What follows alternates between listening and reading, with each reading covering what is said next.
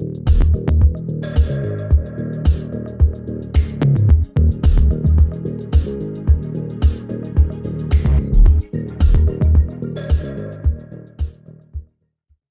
right, guys, welcome back to Mark Anthony's Music Picks. Today I'm kicking off a new concept. I'm calling it From the Booth, and I'm going to be interviewing some of the musical characters in my life, see if we can pick their brain a little bit and see what makes them tick.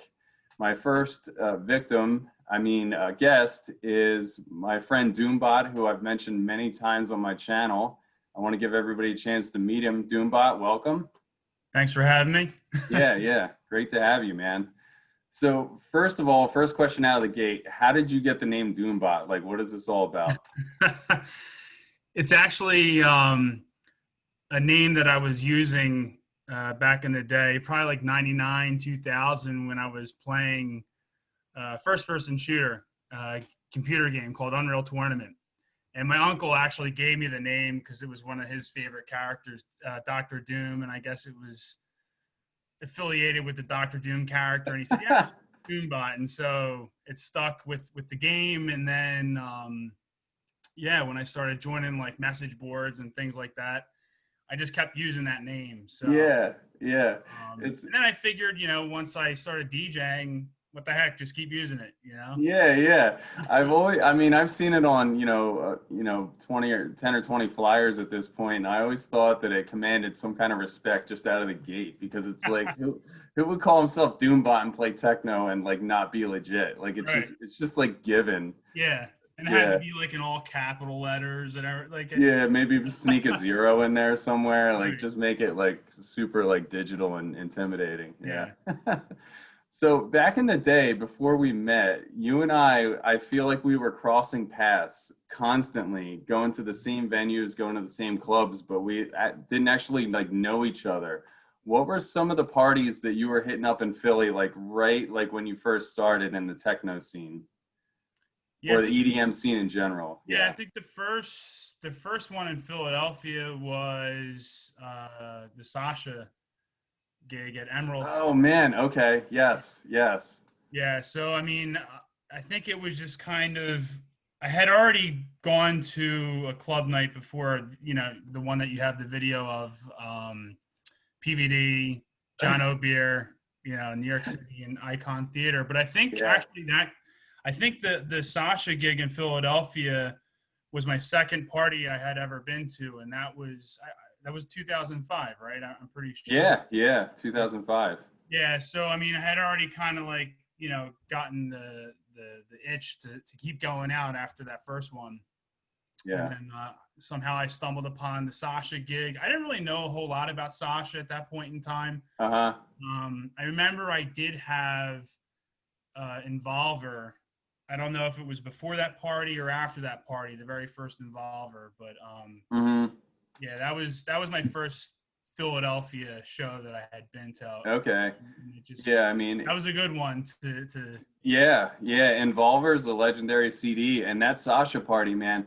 Emerald City, for people that don't know, Emerald City was like probably the highest tier club in Philly, but Philly is generally not an A-level city for clubbing. So, I give it like a B or a B plus in its heyday. And Emerald City was like, it got the job done, but really if you wanted to have a legit party there, you needed to bring in like extra sound, like stacks. Right. And the Sasha party that you and I went to before we knew each other, like there were stacks in opposite corners of that room, and like Sasha just blew that place up, man. Like, they definitely set it up right. The booth was actually in a spot that I don't remember them ever having anyone DJ there before. Yeah. Usually it was tucked in the corner in that room, and they brought like this platform off to like in the center. Yeah, where the subwoofers normally were. Or it was done right. Yeah. And he had like huge monitors up there. Like he wasn't playing around even a little bit, man. Man, that was such a. That was my first one in Philly. Definitely a memorable experience. And then just many more from there. Yeah, that's awesome, man. All right, so you started out with vinyl, and then you went CD, And most recently, since you started a family, congrats, you went totally digital just for practical reasons. Yeah. And now you're even getting back into vinyl again. So like having experienced all three of those different possibilities, like how do you feel about them? Like do you feel like one has an advantage over the other at this point for you? Yeah, I mean, I think just from starting out with vinyl, like that's my love right there. Like the Okay. records and just being able to mix records that way or tracks that way. There's definitely advantages to each one, right? Like I'm not gonna sit here and knock, you know, digital or CDs or whatever because obviously I've used them all and I could see why or when you would want to do so. But certainly, like I always fall back to wanting to play records for sure. And it's Yeah, just like okay. you said, like being able to get my turntables up and running again because I've been out of commission with those for it's probably been like 2 or 3 years now. Like being Yeah. able to put records back on and drop the needle and just at this point just listen to the music that way. Like Yeah. for me, that's just there's nothing better than that.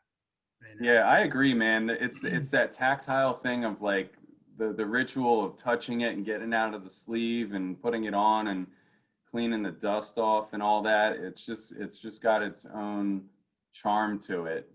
Yeah, there's So, there's just like, yeah, there's definitely more involvement with the record, right? Like yeah.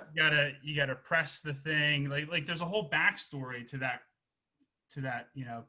tangible thing that you're holding on to. Yeah. Whereas with digital music, you don't get that experience. But Yeah. on the flip side, with digital music, it's a lot easier. Like if there's a lot of track, obviously today there's a lot more tracks that they're not being pressed, right? You Hmm. just have so much more available to you in regards to music if you're trying to play out or whatever. But yeah, Yeah, coming that's back to the true. vinyl, like it's just I love it. Yeah.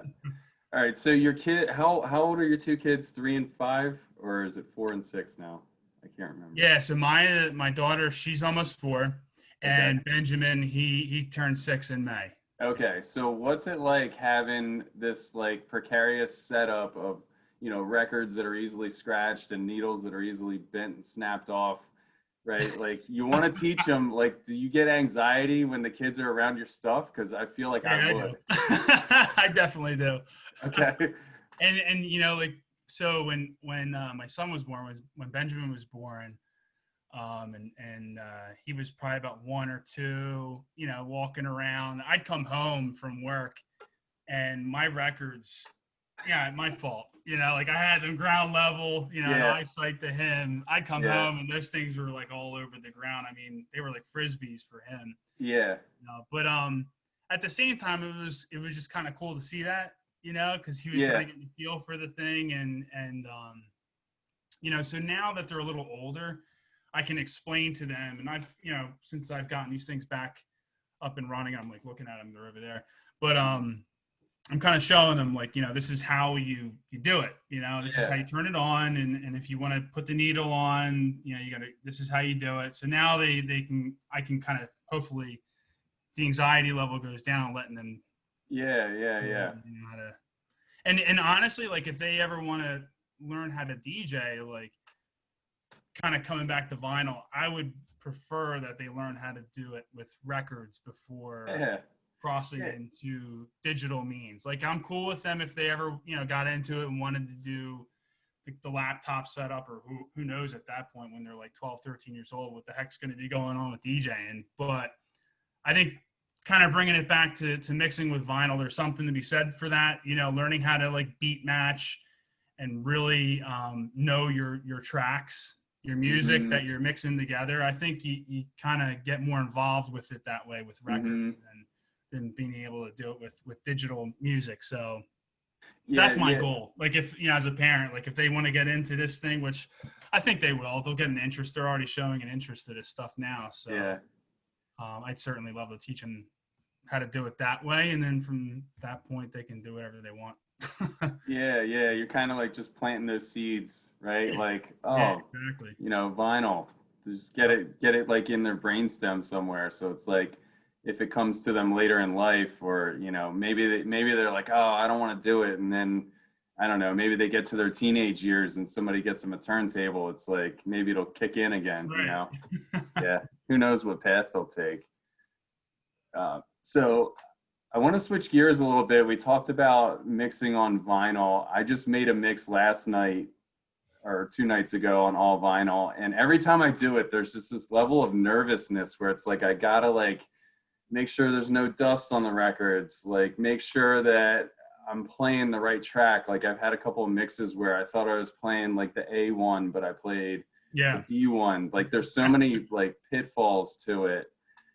And I started listening to that mix today, by the way. It's awesome. Oh, thank you. Yeah, Thank you.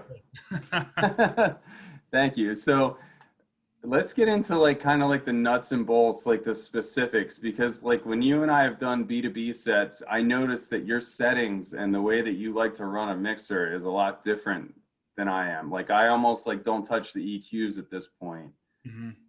There's like if you have the cues on, I notice sometimes you'll have both cues depressed, like channel 1 and channel 4 simultaneously going in your ears. Like how are you first, how are you setting up your mixer for your like your typical blend? Like how do you like to manage that mix or the transition between the tracks?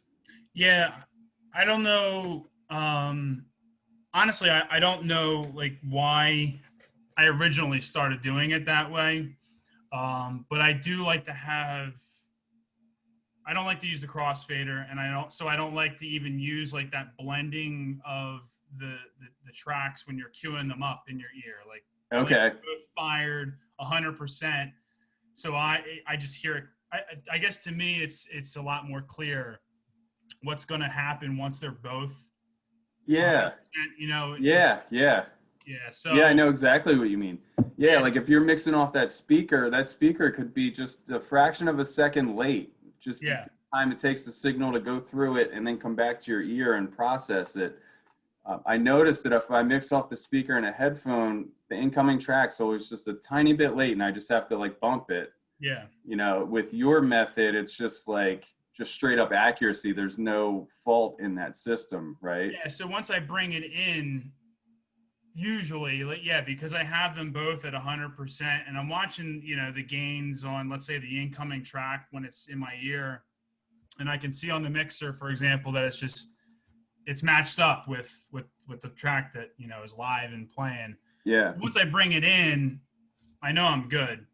So really, just having it, like you said, they're both depressed 100% in my ear. That's just for me to be able to hear them both as clear as possible. Yeah. And I'm just confident at that point, as much as I can be, that they're good. Yeah.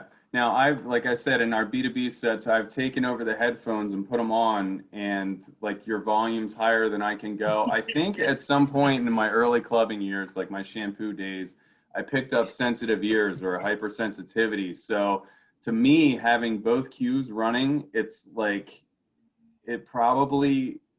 it's like it almost like scrambles me the same way that somebody that has never DJ'd before would feel if you just put the headphones on and gave them 2 records. Like it's like overwhelm. Yeah. Whereas that's for sure. What's that? Probably not good for you. Yeah, right. Yeah. So my method is 1 ear on, 1 ear off, and I use the cue mix on the headphone to kind of like blend in. And depending on like the nature of the track, like I need a different setting for each one. But like something that has crystal clear highs, like that's a dream. That's easy to mix. But mixing like 2 muddy bass lines can be a little bit tougher. Yeah.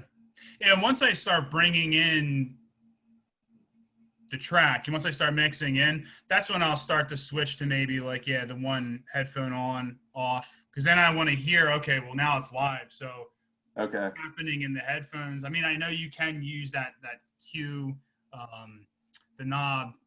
Isn't there like a setting? And I'd never messed with this. I'm pretty sure there is a setting where you can probably actually hear in your headphones what it would sound like live, right? Yeah. I've never messed with that. At that point, like I am listening to what's happening basically live on the the monitors or whatever, the booth. Right. Yeah, that's when I'll switch to maybe the headphone off on kind of thing. Yeah. Yeah. Once they're in and you can hear the floor, right? Right. Yeah, Yeah. exactly. Yeah. Okay. All right. So, in terms of searching for music at this point, I know you're starting to revive the vinyl. You're waiting for your turntable to get fixed. Let's go to the digital side for people that mess with Beatport because I haven't been on there. Maybe I bought like a couple tracks in the last 2 years, but Mhm. what's your method for searching for music and like narrowing it down and finding it? Like I wouldn't know where to start other than searching for my favorite artist names. So like what's your mechanism for like building a cart and like finally like checking out and buying them? Yeah, I mean it depends. I mean, obviously now I don't play out anymore, but like back when I was playing out, definitely the venue I guess I was playing at would play into that, and so I would. And it's not like I've played for big crowds or anything, but sometimes it really depended on where I was playing, and then I would just try and find tracks based on that, and just knowing different labels or artists or music that I've had or I already have, I kind of know where to start. Yeah. So I'll start with that, right? Like if I want kind of I don't know, like a low key like type of vibe, I'll just remember an artist or a label that has that kind of sound, and that's where I'll start. Of course, then once you start down that rabbit hole, you start veering off in Yeah, different right. Yeah. directions, and that's usually how it goes. But Yeah. yeah, at this point, I mean, I kind of know I know where to start. I know enough artists and labels and things, or you just you just start with the genre really, and you can start that Hmm. way. That's the best way for me, honestly, to find like really new tracks is to kind of like start from scratch. Like pick the genre that you want to go with, like techno, let's say, Hmm. and then I'll just start with the first one that shows up, let's say in Beatport, like your example, and I'll just start going down the list. And it takes a while sometimes to find a track that really hits your ear well. Yeah. And then once you do, then you start looking for more music from that artist, and then you start realizing, oh, they're on this label a lot, and then you start checking out that label, and Hmm. then you just kind of just weave around that way. Before you Yeah. know it, you're in a place that you have no idea how you got there. Yeah, that sounds like my Discogs shopping experience. Yeah, Yeah, same thing. Just drilling through how the heck. So at some point, it makes a recommendation. You click on that, and you're just like, right. yeah, you got 20 tabs open. You don't even know what happened. Yeah, Exactly. Yeah. yeah. Yeah. I It's wanted, fun doing yeah, it.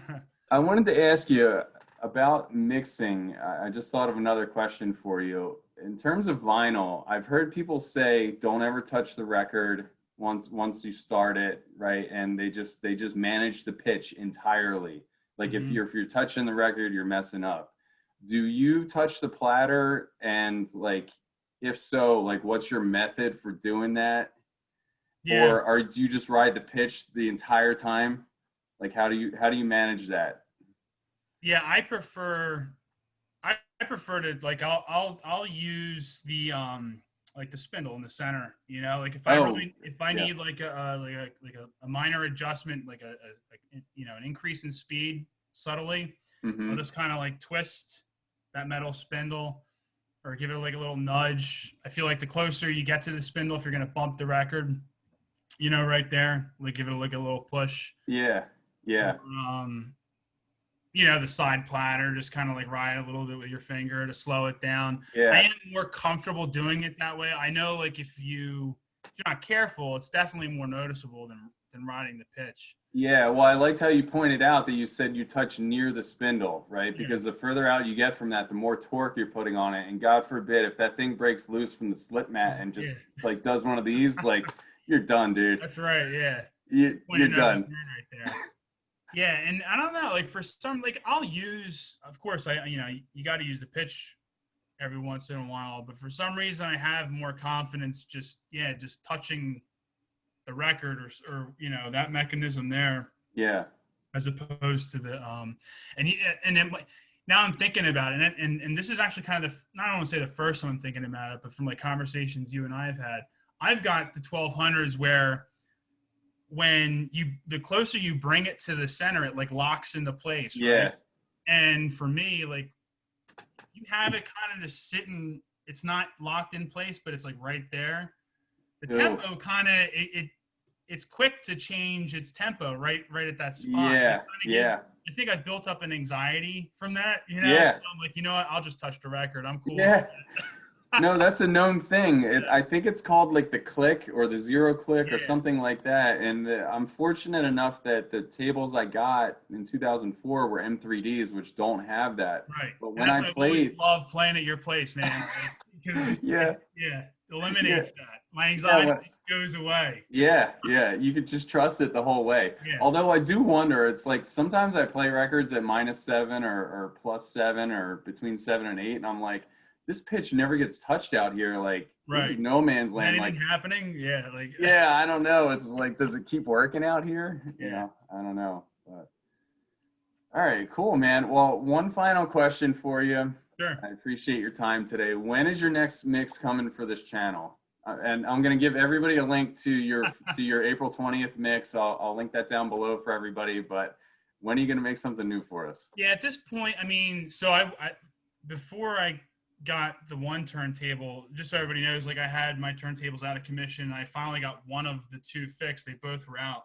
Um, and before that, I did want to make another mix digitally, and I had made one that you put up on your channel was like a couple months ago or Yeah, so. yeah, Um, but now that I got the one table back, I'm just gonna wait until I get the second one and you know do it right in my opinion. You know what I yeah, mean? yeah. And All I'm gonna right, do it man. with records that I have. Like I'm not gonna buy new records until I get both of them set up. So I'll probably just it's gonna be a lot of stuff that people have probably heard before. I don't know, you know, records that I've had, but that's why I want to do it. All My right, cool, man. Yeah, I mean, even if they're from, a little bit further back, I mean, I wouldn't assume that everybody knows them, yeah. at this point. Yeah, and it's You, funny. Like I had been lining up some tracks, and as I've got more time now, and I'm listening to the records. I've been listening to all the like both sides of the records and all the tracks on them, and it's funny. Like some of these records, I'm finding the B2 or whatever, and I'm like, mhm, damn, I never even listened to this, and this is a pretty good track. And maybe it's because I'm maybe I had listened to it before and I don't remember, and just my interest in these different sounds has evolved over time, and now I'm liking it. But some of these tracks, I'm feeling like I have never heard this before. It's crazy, and this is an awesome mhm, track. yeah, There will be a few tracks like that. I think that'll be on my next mix that I put together that even I have not really played before. So. yeah. It'll all be new to us, man. So, Yeah, yeah, I'm looking forward to it. yeah, I'll have fun with it. Yeah. All right. Well, thank you so much for your time tonight, man. I really appreciate it. Your interview number one. Hopefully, like Cool. I end up doing 100 interviews, and like this will be, we can look back and say this is where it all kicked off. Yeah, So, yeah. Thanks for having me. Appreciate it. no problem, man. All right. Talk soon. All right.